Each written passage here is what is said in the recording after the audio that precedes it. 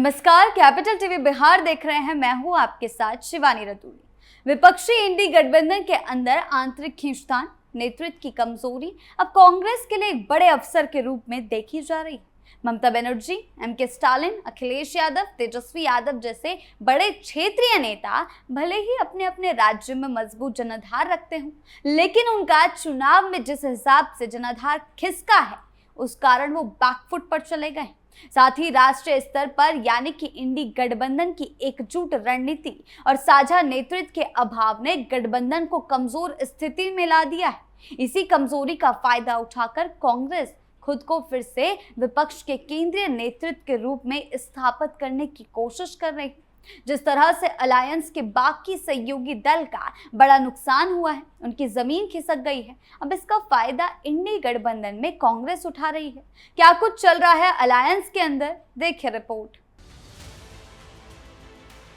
कहते हैं वक्त किसी का नहीं। याद कीजिए ममता बनर्जी का वो बयान जब उन्होंने कहा था कांग्रेस तो बची ही नहीं, उसे सीटें देने का मतलब अपना नुकसान करना है। आज वही ममता सोनिया गांधी की चौखट पर है। साउथ के दिग्गज एमके स्टालिन कांग्रेस को एक सीट भी ज्यादा देने को तैयार नहीं थे, लेकिन आज एक नए खिलाड़ी के आगे उनकी पार्टी धाराशायी हो गई।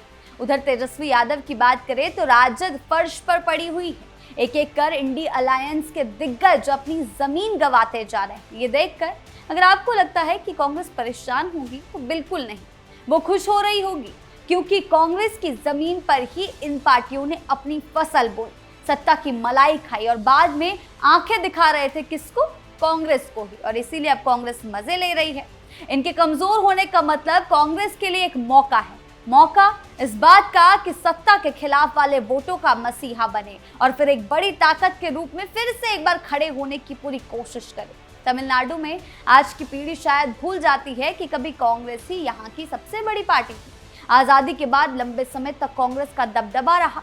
1968 तक राज्य की राजनीति कांग्रेस के इर्द गिर्द घूमती थी। फिर द्रविड़ आंदोलन से निकली डीएमके ने कांग्रेस को चुनौती दे डाली। 1968 में डीएमके ने कांग्रेस को सत्ता से बाहर कर दिया और फिर कांग्रेस कभी अपने दम पर वापसी कर ही नहीं पाई, यानी कि डीएमके ने भी कांग्रेस को धूल चटाई है।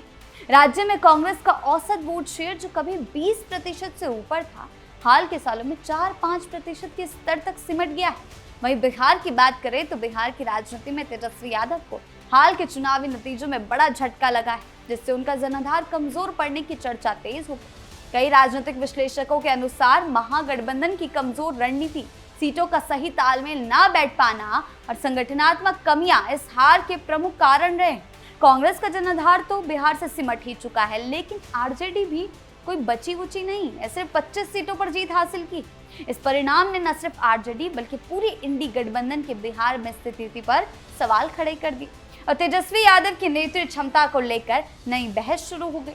ममता बनर्जी की बात करें तो पश्चिम बंगाल में एक समय कांग्रेस वामपंथियों की सबसे बड़ी चुनौती हुआ करती थी।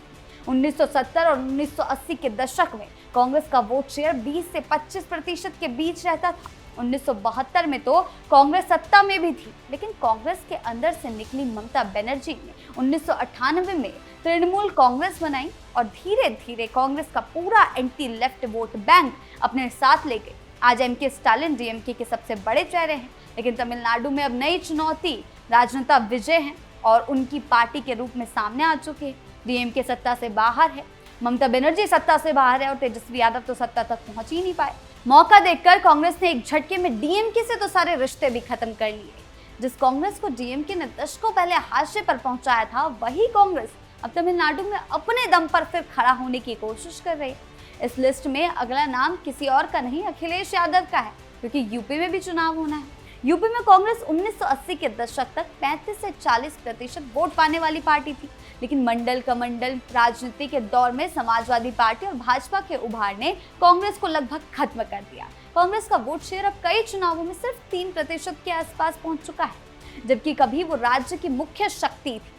समाजवादी पार्टी का बड़ा मुस्लिम यादव आधार भी कांग्रेस के पुराने गठबंधन का हिस्सा माना जाता है। इसीलिए अगर सपा कमजोर होती है, तेजस्वी यादव, ममता बनर्जी या एमके स्टालिन की तरह हाल होते हैं, अखिलेश यादव मनचाही कामयाबी हासिल नहीं कर पाते, तो कांग्रेस सबसे पहले उसी राजनीतिक स्पेस को वापस लेने की कोशिश करेगी। तो यानी कि इंडी अलायंस के सहयोगी दलों में जिस तरीके की एकजुटता नहीं रही है, जिस तरीके से वो अपने अपने शहरों में, अपने अपने प्रदेशों में हार चुके हैं, ये कांग्रेस को बड़ा फायदा पहुंचाएगी। कुल मिलाकर इंडी गठबंधन के अंदर जो मौजूदा राजनीतिक तस्वीर बन रही है, उसमें साफ दिख रहा है कि क्षेत्रीय दलों की आपसी खींचतान, नेतृत्व को लेकर असहमति और राज्यों में बदलते जनाधार ने पूरे गठबंधन की रणनीतिक ताकत को कमजोर किया है। और यही वजह है कि अब कांग्रेस अपने पुराने जनाधार और संगठनात्मक ढांचे को फिर से एक्टिव कर सकती है।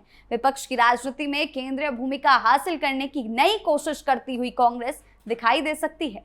आपकी इसको लेकर क्या राय है, हमें कमेंट सेक्शन में जरूर बताएं। धन्यवाद।